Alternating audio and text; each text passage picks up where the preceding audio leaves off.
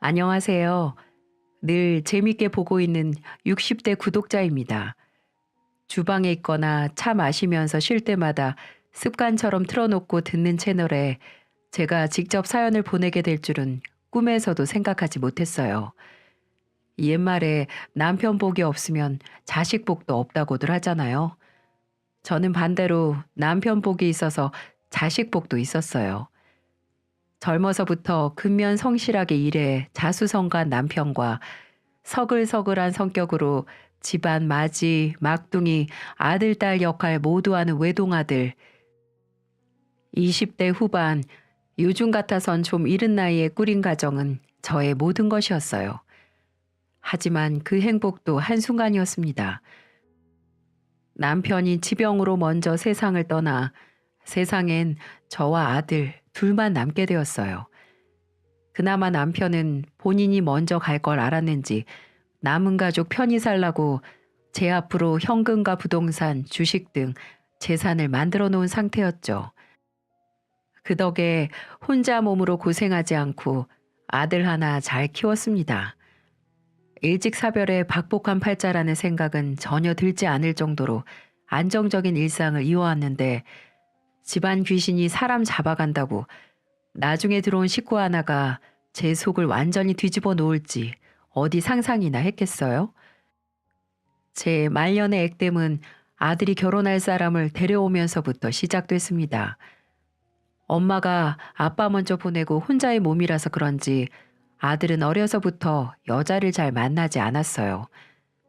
너 만나는 사람 없니? 나이가 몇인데 이제 결혼 전제로 여자도 만나야지 않겠어? 이렇게 물어봐도 일하느라 바빠서 만날 틈도 없다고 웃는데 혹시 본인이 누굴 만나면 혼자 되는 엄마 걱정이라도 하나 안쓰러웠죠. 다행히 아들은 일하는 곳에서 제 짝을 찾아 30 후반에 연애를 시작했습니다. 듣기로는 2살 터울의 회사 거래처 여직원이었는데 아들에게 굉장히 적극적으로 마음을 표시하고 다가왔다고 하더라고요. 그 얘기를 듣곤 내가 아들 하나는 멀끔히 잘 낳았지 하고 흐뭇하기만 했었네요. 사이좋게 잘 만나나 싶었는데 웬걸 사이가 너무 좋았던 걸까요? 만나던 여자가 혼전 임신을 한 게 아니겠어요? 원래 결혼 생각이 있었던 두 사람은 임신도 했겠다. 결혼을 좀 당기기로 했고 저도 굳이 말리지 않았습니다. 조금 남사스럽긴 해도 요즘 같은 세상에 마음만 맞으면 언제 임신을 하던 상관없다고 생각했죠. 그렇게 부랴부랴 결혼을 진행했습니다. 처음 만나는 며느리는 새초롬한 인상에 똑부러진 말투, 싹싹하진 않아도 그래도 예의 있는 아이였습니다. 반가워요. 나 현우 엄마예요. 앞으로 한가족들 사이인데 잘 지내봐요. 네, 저는 서지혜라고 합니다. 잘 부탁드려요. 어머니 말 편히 놓으세요. 그럼 그럴까? 그럼 애는 지금 몇 주 됐지? 6주? 이제 5주 됐어요, 엄마. 아유, 5주면 좀 힘들겠다. 속 안 좋아지기 시작했을 텐데 현우 네가 잘 봐줘. 혼전 임신이라고 너무 부끄러워할 필요 없어. 애는 젊을수록 일찍 낳는 게 여러모로 좋고 바깥 양반 없이 오랫동안 현우랑 나만 있어서 그런지 집안이 조용했는데 지혜 들어오고 또 손주까지 생기니까 이제야 사람 사는 것처럼 바글바글해지겠네. 며느리는 고아원 출신으로 어려서부터 홀로 외로웠을 것 같아 저는 시자가 붙긴 했어도 부모라는 그늘이 되어주고 싶었습니다. 요즘에 부모 없이 자란 게 뭐 흠인가요? 오히려 어른으로서 보듬어 줘야죠. 저도 소중한 사람의 부재로 고통스럽던 날을 보낸 사람이라 더 마음이 쓰였었나 봐요. 아들과 둘이서 적적했는데 며느리도 생기고 심지어 곧바로 손주도 생겨 식구가 느니까 가만히 있어도 절로 웃음이 나더군요. 결혼식을 준비하면서도 아들보다는 며느리를 먼저 챙겼습니다. 며느리가 원하는 걸로 혼수, 예물, 예단 다 해주고 신혼집까지 모두 제가 도와주려고 했죠. 서른 중후반의 남녀가 돈을 모아봤자 얼마나 모았겠어요? 하지만 며느리가 한사코 100% 지원은 안 받겠다는 게 아니겠어요? 본인들의 결혼인데 시댁에 손 벌리기 죄송하다고 하면서 말이죠. 똑부러지고 독립적인 며느리 마음이 예뻐. 그럼 일단 신혼집 사서 내 명의로 하도록 하겠다. 그리고 애 태어나면 너희 둘의 공동 명의로 이전시켜 주겠다고 했어요. 손주 태어난 선물로 말이죠. 며느리는 주저하다가 그럼 아들과 본인이 모은 돈도 보태겠다고 하더군요. 전 자식들의 마음이 편하다면 그렇게 하라고 했어요. 그리고 마음 불편해하는 기색의 며느리에게 말했죠. 지혜야, 나는 우리 지혜를 이제 내 딸처럼 생각할 거야. 엄마가 딸 결혼하는데 집 해주는 게 뭐 어때서? 여유 있으면 해줄 수 있는 거지. 너희 시어머니 그 정도 능력은 있다. 그리고 지혜 네가 지금 홀몸도 아니고 튼튼한 아이 낳아야 하잖니. 좋은 집에서 시작하면서 건강하고 예쁜 아이 낳아서 현우하고 행복하게 사는 게 나한테 보답하는 거야. 네, 어머니, 감사합니다. 그래, 앞으로도 필요한 거 있으면 꼭 말해. 내가 되는 대로 도와줄 테니까. 그렇게 제 앞으로 있던 낡은 아파트 판돈에서 4억, 아들이 모은 돈 9천, 며느리가 모은 돈 7천 이렇게 해서 쓰리룸 아파트를 마련했고 아들네는 그곳에서 신혼을 시작했죠. 급하게 준비했던 결혼식은 다행히 마무리가 잘 됐고 며느리와 더 가까워질 수 있겠다 했는데 다 제 착각이었네요. 주변에 가까운 어른이 없던 터라 어색했던 걸까요? 결혼 후에도 며느리는 좀처럼 곁을 내주지 않더라고요. 아무래도 갑자기 생긴 시부모가 부담스러울 수 있겠다 이해하려고 했죠. 제가 아무리 며느리를 딸처럼 생각해도 며느리 입장에선 시어머니가 갑자기 없었던 엄마가 되는 건 아닐 테니까요. 저는 시간을 갖고 천천히 다가갔습니다. 지혜야, 주말에 뭐 하니? 뭐 먹고 싶은 건 없고? 내가 대하구이 맛있게 하는 곳 아는데 같이 갈까? 아, 어머니, 저 평일에 일했더니 너무 피곤해서 요번 주말은 그냥 집에서 쉬려고요. 그래, 그럼 먹고 싶은 거 말해봐. 내가 만들던지 사던지 해서 집에 보내줄게.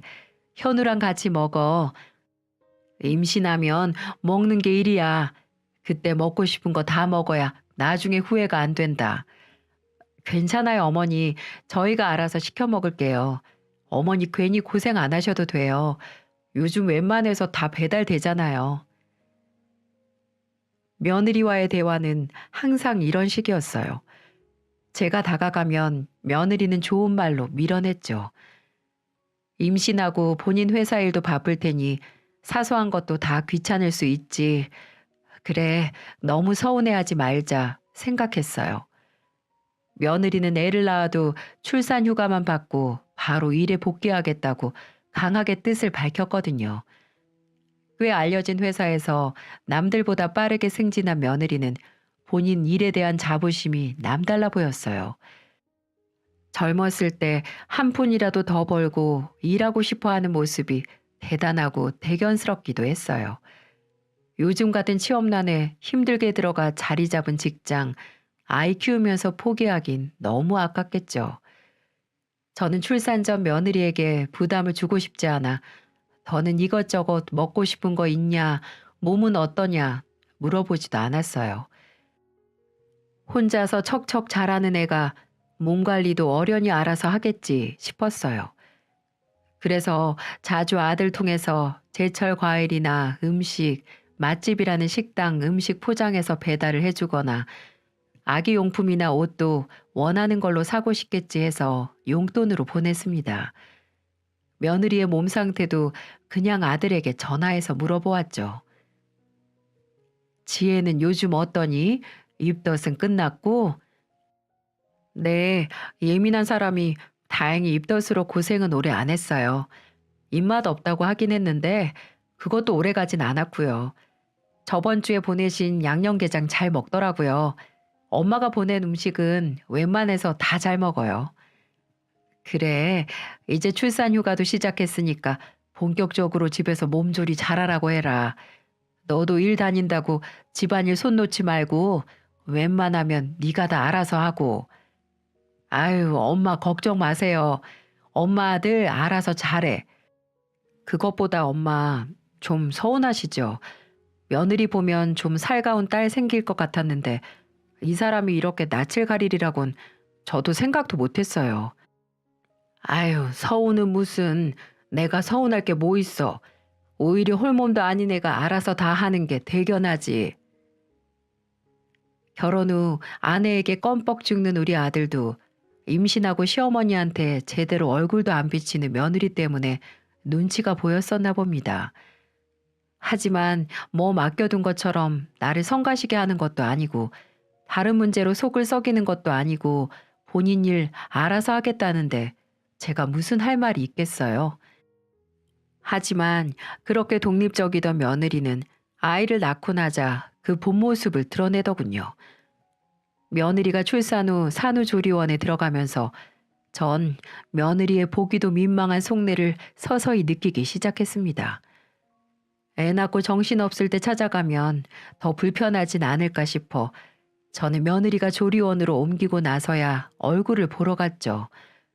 수척해진 얼굴의 며느리는 건강한 딸아이를 낳았고 자궁이 약해 출산 중에 조금 출혈이 있던 것만 빼면 몸 상태도 괜찮다고 하더라고요. 그래도 고생해서 피골이 상접한 얼굴을 보고 너무 안쓰러워서 연신 다 마른 손을 잡고 수고했다, 수고했어 라고 말을 했습니다. 퇴원하면 보약이라도 지어 꾸준히 먹이거나 사람이라도 붙여서 몸 완전히 회복할 때까지 간병하도록 해야겠다고 생각했죠. 가져온 과일 깎아서 며느리 주면서 얼마나 고생했니, 너무 수고했다 이러면서 도란도란 한동안 이야기를 했어요. 대화 도중 며느리가 묵는 조리원의 객실을 둘러보니 요즘 조리원은 정말 웬만한 호텔 저리 가라 할 정도로 시설도 좋고 깨끗하더라고요. 나오는 음식도 영양 균형 딱 맞춰서 나오는 게 세상 참 좋아졌다 싶었죠. 근데 여기 시설 너무 좋다. 깔끔하고 1인실이 어쩜 이렇게 넓니? 여기 특실이라서 그래요, 엄마. 다른 방은 여기만큼 안 넓어요. 특실? 너 3주 동안 묵는 거 아니었니? 어머, 그럼 비용이 만만치 않겠다. 에이, 엄마가 내주시기로 했잖아요. 뭐 모르는 사람처럼 말을 하세요? 어? 내가? 이 사람이 그러던데요. 어머니가 내주시는 거니까 걱정하지 말라고요. 아니, 이게 무슨 말일까요? 저는 며느리에게 조리용 비용 문제는 고사하고 오히려 출산 한 달 전부터는 거의 연락조차 받지 못했었는데 갑자기 조리원 비용을 제가 내겠다고 한 게 말이 되나요? 제가 황당한 얼굴로 며느리를 쳐다보자 그 애는 갑자기 허리가 땡긴다며 말을 돌리더군요. 허리 요통으로 다 죽어가는 소리를 하는 애에게 대체 무슨 소리냐고 따져 물을 수도 없는 노릇이었습니다. 며느리 본인은 조리원 비용을 당연히 제가 낸다고 알고 있으니 지가 먼저 얘기를 꺼내겠지 싶었지만 그 후로 한동안 조리원의 조짜조차 꺼내지 않더라고요. 그렇게 잠잠하게 잊어갈 때쯤 퇴원하고 처음으로 아들네가 아기를 시댁으로 데려오는 날 며느리는 태어난 아기뿐 아니라 배은 망덕이라는 폭탄도 함께 안고 돌아왔습니다. 저는 그 전날 아들에게 아기 낳은 후 아직 며느리가 소화를 못 시킨다는 말을 듣고 새벽부터 일찍 일어나 며느리 먹일 죽을 준비했습니다. 시장에서 전복 큰 거 한 솥은 사다가 직접 손질해서 전복 4장까지 넣어 죽을 준비했어요. 도통 소통이 없던 고부 사이에 이제야 평범한 시어머니 노릇을 하는 것 같아 음식 준비하며 힘든 줄도 모르고 기분이 참 좋았죠.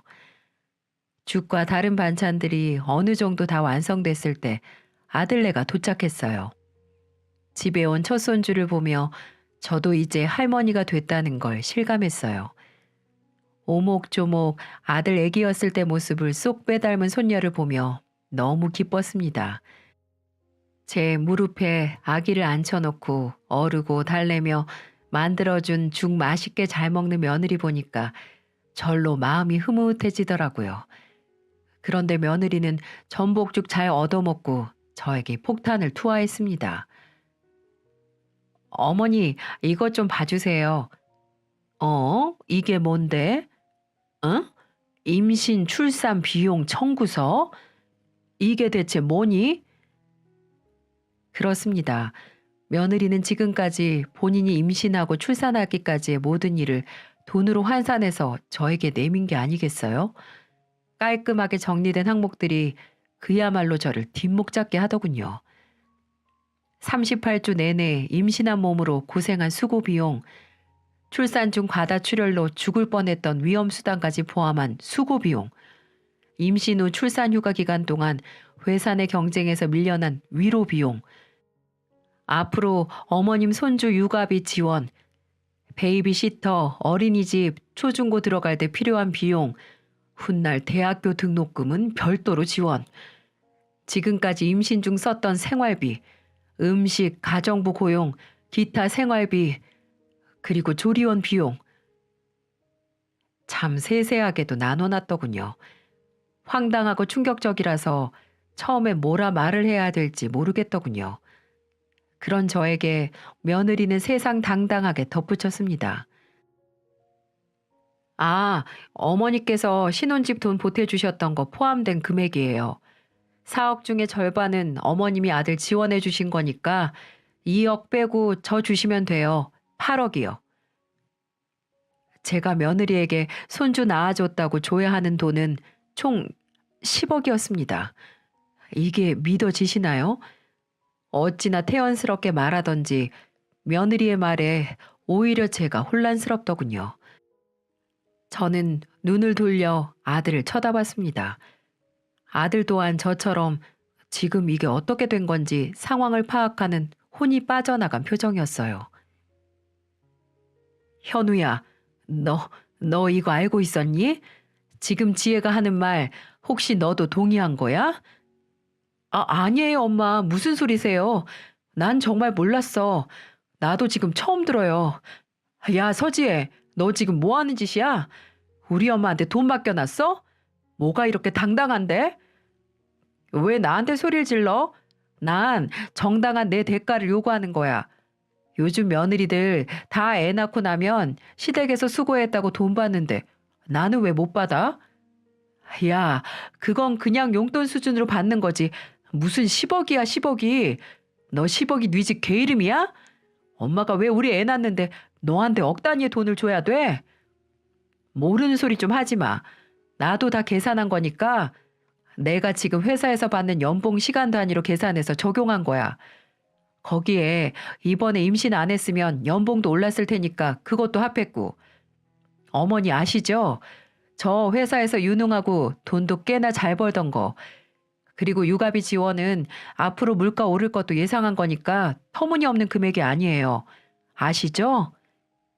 서지혜, 너 진짜 미쳤어? 또박또박 정말 본인이 응당 받아야 하는 돈이라고 말하는데 정말 기가 막혔습니다. 얘가 이러려고 지금까지 그렇게 선을 그은 건가 했어요. 이전에 조금이라도 도움받거나 하면 이렇게 칼같이 못 나올 테니까 철저하게 계산기를 돌렸구나 싶었습니다. 그것도 모르고 저는 그저 외로웠던 아이라서 못 다가오는 걸 거다. 점점 나아지겠지. 그렇게 홀로 희망 고문을 했던 거죠. 전 안고 있던 손주를 얼굴이 울그락불그락 빨개진 아들에게 넘기고 말았습니다. 어서 나가라. 제가 할 말은 그 한마디 뿐이었어요. 뻔뻔하게 본인 아이를 담보로 빚쟁이 마냥 돈을 요구하는 며느리 얼굴을 더는 보고 싶지 않았습니다. 엄마, 어머니께서 그러셨잖아요. 필요한 거 있으면 뭐든 말하라고요. 근데 왜 지금 와서 그러세요? 며느리는 그 뺀질뺀질한 입을 다물질 않더라고요. 그래도 최대한 침착하고 싶었는데 그 한마디에 저는 더 이상 참지 못했습니다. 너는 정도라는 걸 모르는 애니? 어디서 시애미한테 애 낳았다고 돈을 요구해? 나 좋으라고 낳았어? 어? 너 애 낳아주려고 낳았니? 애 낳아서 시부모한테 장사하려고 낳았어? 그런 거야? 어쩜 이렇게 뻔뻔하게 얼굴빛 하나 안 바뀌고 말도 안 되는 소리를 하고 나자빠졌어? 너 정말 무서운 애구나. 혹시 너 이러려고 혼전 임신한 거니? 나한테 한몫 단단히 뜯어내려고? 어머니, 왜 이렇게 화를 내세요? 저는 그 입 다물어. 내가 화 안 나게 생겼어? 너 결혼하고 시어미가 뭐라도 말 걸면 그때마다 뭐라고 했니? 제가 알아서 할게요. 이러면서 상관하지 말라고 했지? 내가 그럴 때마다 너한테 싫은 소리 한마디 한 적 있니? 아, 얘는 다 알아서 하는 애니까 그냥 이해하자. 이러고 다 넘어갔는데, 넌 그냥 시부모 관심이나 참견은 성가시고 돈만 챙기겠다. 그 심보 아니냐? 엄마, 일단 좀 진정. 너도 조용히 해. 안 사람이 이런 작당을 하고 있었던 걸 못 알아챈 너도 문제야. 긴 말할 필요 없다. 당장 나가. 손주 안 보면 그만이야. 난 아쉬울 거 없어. 제가 강하게 나가자 며느리는 아랫입술을 꾹 다물고 분한 듯이 앉아 있더라고요. 저는 반성도 모르는 그 얼굴에 회심의 한 방을 날렸습니다. 그리고 너희 집에서 짐도 빼. 그 말을 듣자마자 표독스러웠던 며느리 얼굴이 새하얗게 질리는 게 아니겠어요? 지도 아차 싶었겠죠. 저는 손을 바들바들 떠는 그 애에게 말했습니다. 그 집 아직 내 명의인 거 알고 있지? 나는 분명 애 낳고 이전해 주겠다고 했지만 아직 밖으로 가진 않았다. 어머니, 이건 말이 다르죠. 약속하셨잖아요. 네가 지금 나한테 약속 운운할 처지야? 그래, 너한테 약속은 했다만 그걸로 서류로 남겨 지장을 찍길 했니? 녹음하기를 했니? 아무리 구두 계약도 계약이라지만 아무런 증거도 없는 약속을 네가 지금 이렇게 막무가내로 나오는데 나도 지킬 이유 없지. 안 그러니? 현우하고 네가 보탠 돈은 10원도 안 빠뜨리고 그대로 돌려줄 테니까 더 이상 말 보태지 마라. 그제서야 정신을 차린 건지 편하게 거실 소파에 앉아있던 며느리가 후다닥 바닥에 무릎을 꿇는 게 아니겠어요? 참나, 태세 전환이 어찌나 빠르시던지. 그래도 시어머니가 본인 아들하고 손주 같이 사는 아파트에서 쫓아내진 않겠지라고 생각했나 본데 큰 오산이었던 거죠. 며느리는 급히 손이 빨개지도록 싹싹 빌었습니다. 어머니, 죄송해요. 제가 잠깐 정신이 어떻게 됐나 봐요. 애 낳고 앞으로 먹고 살 걱정에 회사에 들어가도 왠지 제 자리도 제대로 남아있을 것 같지 않고 제가 너무 불안해서 그랬어요. 애 낳은 지도 얼마 안 돼서 몸도 마음도 너무 힘들어서 제가 순간 실수한 거예요. 어머니, 저 한 번만 용서해 주세요. 네?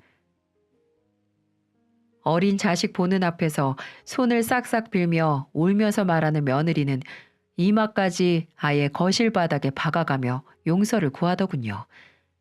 하지만 저는 절대로 그게 실수라고 생각하지 않았어요. 애 낳은 값을 당당하게 요구하는 저 뻔뻔한 계산법이 진짜 며느리의 인성이라고 생각했어요. 저는 아들한테 둘 다 보고 싶지 않으니까 집으로 가라고 했어요. 아들에게 질질 끌려가다시피 현관문을 나서는 며느리를 쳐다도 보지 않았습니다.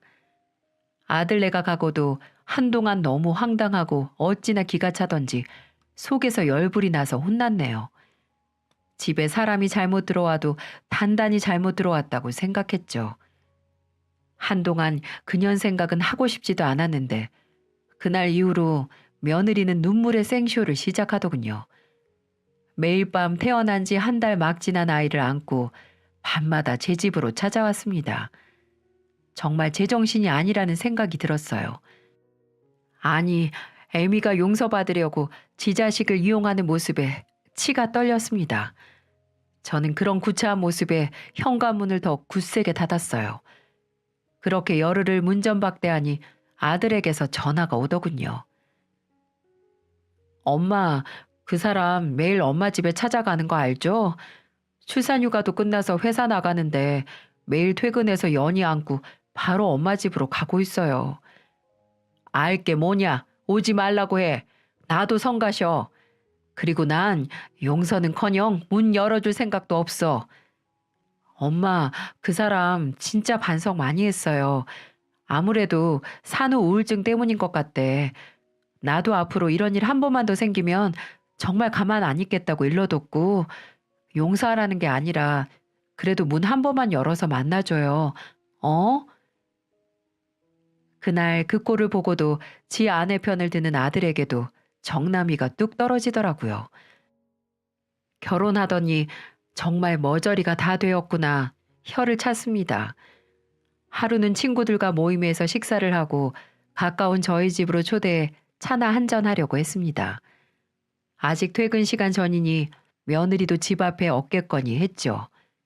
그런데 친구들 잔뜩 끼고 아파트 엘리베이터에서 내리니까 추운 날씨에 콧잔등 빨개진 어린 연희를 아는 며느라이가 집 앞에 떡하니 서 있는 게 아니겠어요? 저건 며느리 아니야? 왜 저러고 있어? 어머, 저 애가 이번에 낳았다는 아기? 근데 왜 저러고 있어? 애기 추운데 안 들어가고. 자기, 며느리한테 현관문 비밀번호도 안 알려주는 거야? 아휴, 저는 저게 단단히 날 망신시키려고 작정했구나 싶었습니다.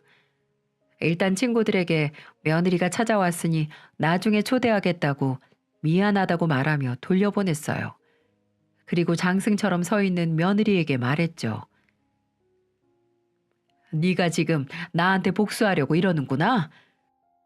집에서 짐 빼라고 했더니 이 시엠이 친구들 앞에서 망신이라도 주려고, 어? 그 속셈이야?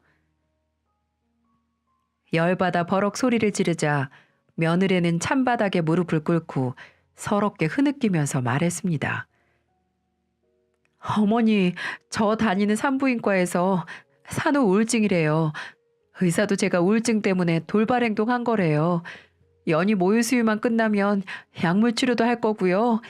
다시는 어머니한테 헛소리 안 할게요. 제가 정말 잘못했어요, 어머니. 한 번만 봐주세요. 며느리가 주머니에서 주섬주섬 꺼내 제게 건넨 건 산부인과 진단서였습니다. 저도 정말 늙은 건지 마음이 물러지더군요. 병 이기는 장사 없다고 정말 병 때문이고 본인이 치료한다면 한 번의 기회는 더 줄 수 있는 거 아닌가 하는 생각이 마음을 흔들었습니다. 며느리 품에 꼭 안겨있는 손주를 가만히 보다가 끝내 말했어요. 일단 들어와라. 애 감기 들겠어. 넌 정신이 있는 거냐 없는 거냐? 애 엄마라는 애가 네 몸만 고생하면 됐지. 지 자식을 이 추운 날 고생을 시켜? 저는 그날 며느리를 집안에 들이고 약속을 하나 받아냈습니다. 물론 이번엔 종이에 글을 써서 지장까지 받았죠. 나 아직 너희 신혼집 명의 돌려줄 생각 없어. 아직 나는 너란 애를 완전히 못 믿겠고 만약에 애라 모르겠다 하고 믿다가 다시 네가 뒤통수 치면 어떡하니? 저 이제 안 그래요, 어머니. 그래, 그러니까 너한테 기회를 딱 한 번 더 줄 거야. 하지만 나도 뭐라도 너한테 담보를 받아놔야지 마음이 편할 것 같아서 그런다. 어쨌든 내 아들도 지금 너랑 갈라설 생각이 없어 보이고 이렇게 애도 낳아줬으니 미우나 고우나 한 식구로 얼굴 보면서 살아야지 않겠니? 그러니까 받아 적고 지장 찍어. 정 네가 동의하지 못하겠거든 내가 얻어준 집 빼고 보탠 돈 돌려줄 테니까 남처럼 지내던가. 저는 며느리에게 아파트 명의 이전은 제가 며느리를 다시 믿을 수 있을 때 다시 결정하기로 하고 며느리도 앞으로 다시 돈 문제로 소란을 일으키거나 이에 관련해서 거짓말을 했을 경우 신혼집 마련했을 때 보탠 돈 7천만 원은 그동안 신혼집에서 거주한 비용으로 치고 포기하며 집은 시모의 뜻대로 처분한다는 내용의 각서를 쓰게 하고 지장도 받아두었습니다. 사문서이긴 했어도 그래도 지장이 있으니 한결 마음이 놓였고 저는 그걸 믿고 며느리에게 기회를 한 번 주기로 했죠. 그리고 손주 육아 비용이나 생활비는 일절 지원하지 않겠다고 못을 박았어요. 젊은 애들 2명이 돈 벌고 있는데 왜 저까지 줘야 하나요? 나중에 제 마음이 풀리면 대학교 등록금까지는 생각해 보겠다고 말했고 며느리도 받아들였죠. 이후 며느리는 예전에 새침하고 낯가리던 모습은 버리고 잘못을 뉘우치고 제게 보상하려는 것처럼 행동하더군요. 언제나 먼저 연락을 해서 안부를 묻고 먼저 식사에 초대하거나 선물을 보낸다든지 솔직히 눈에 뻔히 보이는 수작이었지만 그래도 노력은 한다는 생각을 했습니다. 본인도 잘못을 아니까 앞으로 천천히 달라지겠지 좋게 좋게 생각했죠. 저는 이전만큼 며느리한테 따뜻하게 대하진 않았지만 며느리는 언제 그랬냐는 듯 살갑게 다가왔고 불행인지 다행인지 겉으로만 봐선 저희 고부 사이는 예전보다 가까워진 것처럼 보였어요. 얘가 지금까지 못한 게 아니고 안 했던 거였구나. 이런 생각이 드니까 좀 허탈해지긴 했습니다. 그래도 미워할 마음만 먹으면 밑도 끝도 없이 미워지는 게 사람 마음 아니겠어요? 일단 믿어보자 결정한 거 너무 꼬아보지 말자고 다짐했죠. 아들 내외와의 교류가 잦아지니까 자연히 손주도 제가 봐주는 날이 늘었습니다. 매일 쑥쑥 자라는 손주를 보는 게 큰 즐거움이었죠.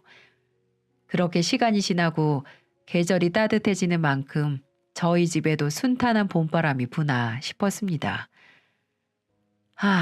문제의 그날 며느리가 회사 쉬는 날 우울증 약을 타러 병원에 간다며 연희를 저에게 맡겼죠.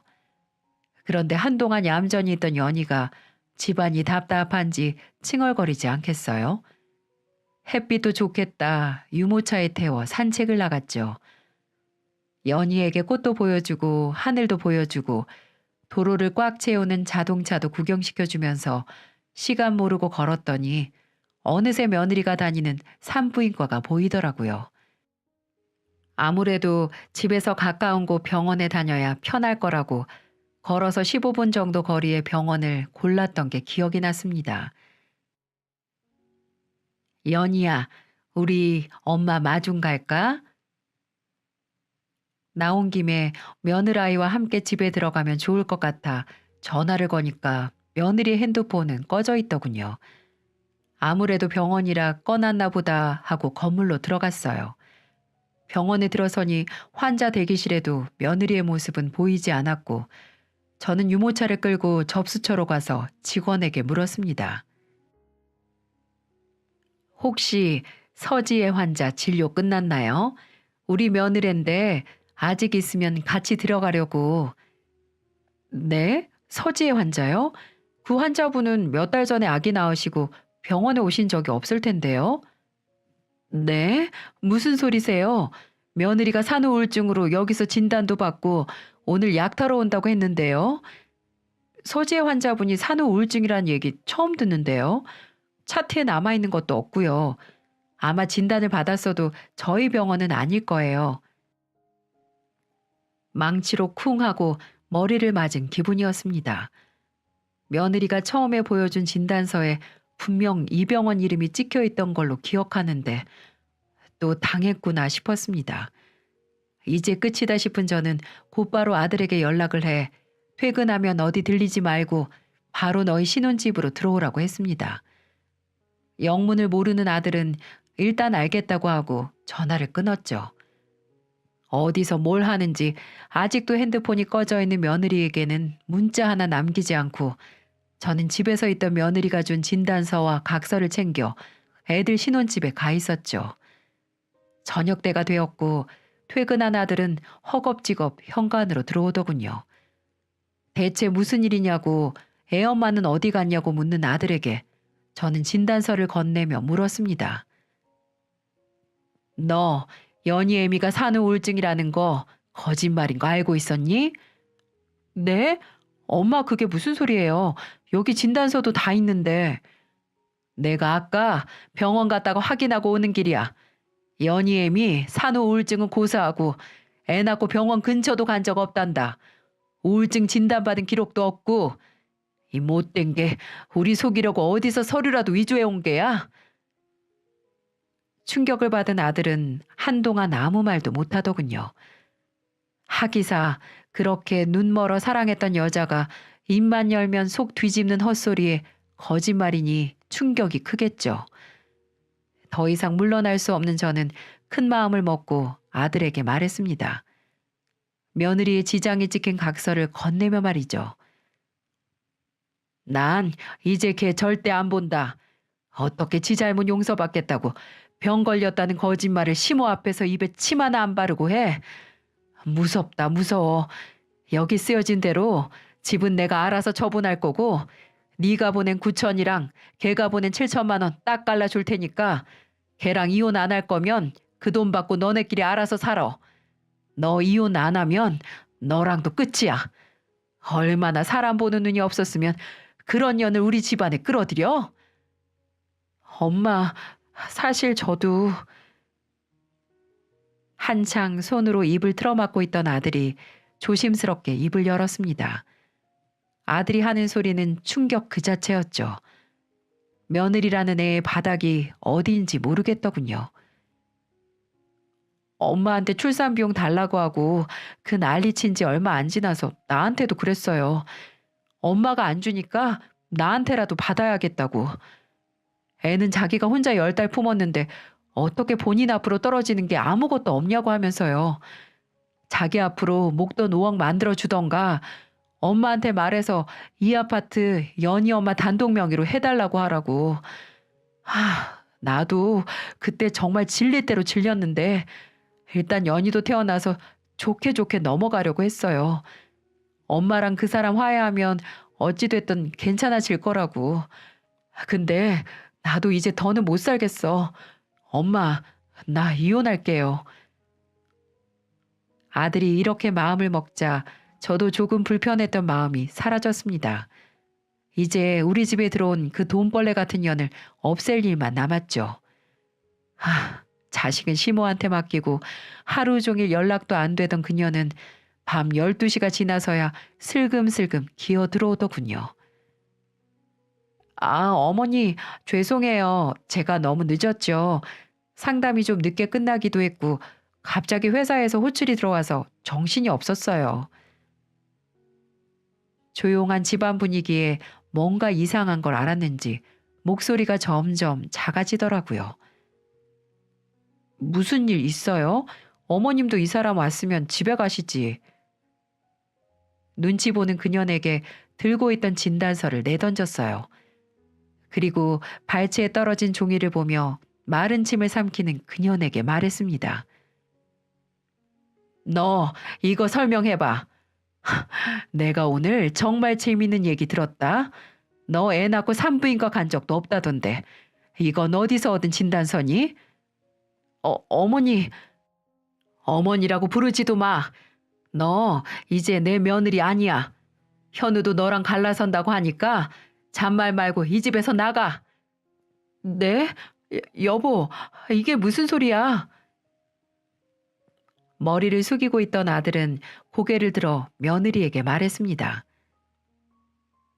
나 이제 당신이랑 못 살아. 입만 열면 거짓말에 돈에 눈 뒤집히는 당신 같은 여자랑은 이제 끝났어. 진짜 가지가지로 사람 질리게 한다. 여보, 내가 하고 싶어서 거짓말한 게 아니잖아. 어머니가 약속도 어기고 당장 이 집 팔아버린다고 나오는데 그럼 어떻게 해? 그래서 지금 네가 잘했다고 하는 거야, 너? 제정신이야 지금? 두 사람 사이의 대화가 점점 격해져 제가 중간에 끼어들었습니다. 됐어. 이제 그만해라. 이렇게 소리 지를 일도 아니야. 넌 현우랑 이혼하고 그냥 짐 싸서 나가면 되는 거야. 입 아프게 싸울 필요도 없어. 어머니, 어쩜 이렇게 매몰차실 수 있어요? 저는 뭐 좋아서 이랬겠어요? 애초에 집 명의 돌려준다는 약속 안 지킨 건 어머니시잖아요. 뭐? 끝까지 지 잘못도 모르고 어디서 언성을 높여? 그래도 내 손주 어미라서 사정을 봐주려고 해도 넌 정말 반성이라는 걸 모르는 애구나. 뻔뻔한 그년 얼굴에 본인 지장이 찍힌 각서를 내밀었습니다. 뭔지 한 번에 알아채고 입 꾹 다무는데 참 웃음만 나더라고요. 입 다무는 거 보니까 여기 써진 내용은 기억하는 것 같구나. 여기 돈 문제로 거짓말하면 이 집 살 때 보탠 7천만 원도 포기하고 나간다고 한 거 기억 못하진 않겠지? 내가 7천만 원 중 일부라도 주고 내보내려고 했는데 너 하는 걸 보니까 도저히 안 되겠다. 어머니, 그거 제 전 재산이에요. 제가 연이 낳고 일 시작한 지 얼마나 됐다고 돈이 있겠어요. 그것도 없으면 저 정말 길거리에 나앉아요, 어머니. 그걸 아는 애가 그렇게 큰 소리를 쳤니? 현우야, 당장 들어가서 얘 짐이나 싸라. 아들은 제 말을 듣고 안방으로 들어가 며느리의 짐을 여행 가방에 싸기 시작했어요. 그녀는 입에 거품 물고 발악하며 말리려고 했죠. 하지만 끝까지 정 떨어지는 짓만 하는 애한테 아들은 더욱 단호해졌습니다. 그럼 연희는 누가 키워? 당신은 정말 당신 딸 이혼 가정에서 키우고 싶어? 당신같이 인성 망가진 애미 아래서 자라느니 차라리 이혼 가정이 나아. 그리고 돈 한 푼도 못 쥐고 쫓겨나는 여자가 애는 어떻게 본다는 거야? 이혼 소송 시작하면 한동안 연희는 나랑 우리 엄마가 키울 테니까 돈 모으면 양육비 지급이나 시작해. 아, 양육비 내고 나한테 위자료까지 내면 당신 진짜 돈 열심히 벌어야겠어. 어디 아둥바둥 모아봐. 내가 악착같이 다 받아낼 테니까. 아들의 말에 바닥에 널브러져 숨이 넘어가라 우는데 정말 가관이었습니다. 안 나가겠다고 울고불고 사정하는데 끝내 짐가방 3개와 함께 아들에게 집 밖으로 떠밀려 나갔죠. 아들은 다음 날부터 바로 이혼 소송을 시작했습니다. 과거 제게 내밀었던 출산 청구서 이력과 지장 찍힌 각서, 위조한 진단서와 병원 관계자 증언이 소장에 더해지자 변호사는 아들이 그년에게 줘야 하는 위자료는 0원에 가깝다고 했어요. 양육권 소송도 승소 가능성이 다분하다고 하더군요. 근데 이혼 소송이 시작되고 초반에 그녀는 아직도 포기를 못했는지 계속해서 이혼을 거부하다가 나중에 변호사를 통해 맞소송으로 아파트에 대한 재산 분할을 주장하더군요. 참나, 끈질긴 거 하나는 인정해 줘야 되겠더라고요. 하지만 그 객기가 오래가지 않아 집으로 전화를 몇 번씩이나 해왔습니다. 처음에는 모르는 번호로 떠서 누군지 모르고 받았다가 목소리만 듣고 끊고 처음 보는 번호 모두 차단했더니 나중엔 발신번호 표시 제한으로 죽어라 전화를 하더군요. 이것도 일종의 괴롭힘 아니겠습니까? 저는 나중엔 전화를 받아 말을 했습니다. 너 계속 연락하면 정말 회사에까지 찾아가서 네가 어떤 년인지 고발할 거야. 어머니, 제발 끊지 마세요. 일단 제 말 좀 들어주세요. 저 다름이 아니라 어머니한테 부탁드릴 게 있어서 연락드렸어요. 뭐? 내가 잘못 들었니? 부탁? 네가 지금 나한테 부탁할 처지야? 어머니, 저 맞소송 안 할게요. 잘못했어요. 돈 한 푼 없는 게 너무 힘들어서 그랬어요. 저 집 나와서 회사 숙직실에서 지내다가 이제 고시원에서 살고 있어요, 어머니. 저 너무 힘들어요. 양육권도 그냥 포기하고 하라는 대로 할 테니까 제발 제가 보탠 돈 돌려주세요. 네? 이미 얘기 끝난 거 아니니? 기세 좋게 맞소송 하더니 왜 이제 와서 우는 소리 하는지 모르겠구나. 저 이혼 변호사 비용도 다 빚내서 내고 있어요. 어머니, 저 너무 힘들어요. 평생 어머니께 잘못한 거 사죄하는 마음으로 살 테니까 제발 한 번만 저 불쌍히 여겨주세요. 그럼 저 앞으로 어머니나 그 사람 연희 앞에 절대 나타나지 않을게요. 네? 어머니, 제발. 다 쉬어서 죽어가는 목소리로 싹싹 비는데 이번에 무시하면 정말 사람 하나 잡을 수 있겠다는 생각이 들더라고요. 그리고 떠올렸습니다. 용서는 남을 위해서가 아니라 자신을 위해 하는 거라는 말을 말이죠. 앞으로 얘가 진창을 구르면서 산다고 해도 그만큼 저나 제 아들이 행복해지는 건 아니고 오히려 저 애가 나쁜 마음이라도 먹으면 그 대가는 내 가족이 짊어질 수도 있는 게 한 치 앞도 모르는 인생사니까요. 어디 기댈 곳 하나 없는 애가 지 욕심에 남편도 자식도 한순간 다 잃은 것만으로 큰 대가라고 생각했습니다. 그날 전화를 끊고 아들과 함께 긴 대화를 나눴고 끝내 며느리가 신혼집에 보탰던 돈의 일부인 3천만 원을 주기로 했습니다. 며느리는 넙죽 엎드려 그 제안을 받아들였고 그 대가로 아들은 손주의 단독 양육권을 가져왔어요. 물론 며느리는 매달 아들에게 양육비를 내기로 했습니다. 한 번이라도 밀리면 바로 그년이 일하는 회사로 지급 명령 신청서를 보내기로 했어요.